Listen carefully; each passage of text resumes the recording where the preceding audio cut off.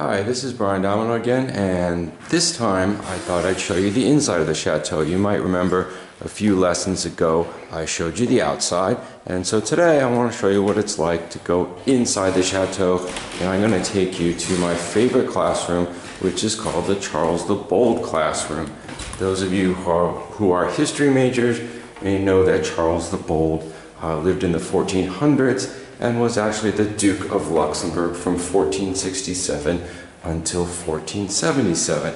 As you can see, it's kind of a long walk, but the other neat feature is that the lights automatically turn on. This saves a lot of electricity.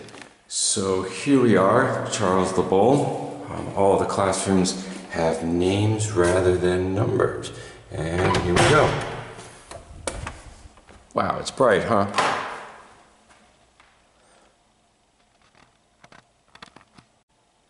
Okay, so we're here to talk about utilitarianism, which is another ethical theory. The reason I'm showing you empty chairs is because that's essentially the goal of ethics, is to have you focus on something other than your relationship with the people, right? Normally, you think about what's the right thing to do to people that you're in a relationship with, but utilitarianism, like all other ethical theories, points out that that's not what you should be doing. You should just think of people as people. So since that's kind of hard to do, I thought we could think of people as chairs. Not literally, of course.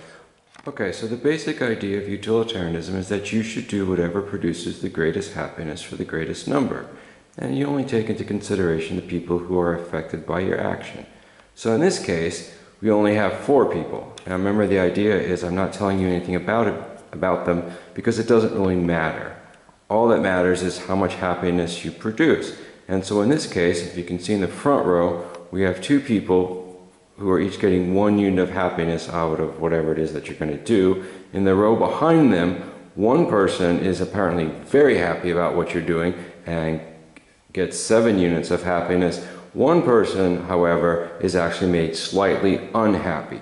So if you add this all up, you're producing 8 units of happiness. So let's see what the alternative is. Okay, so this is your other course of action, right? If you're trying to decide what to do, that must mean that you have at least 2 possibilities. So in this case, you now affect 5 people. And if you add it all up, it looks like you only make a plus 1 of happiness. So the first choice was the right thing to do, according to utilitarianism. One of the other things that I really like about that chateau are these great ceilings. It makes walking to class an extra joy. And there you can see outside where we filmed several weeks ago.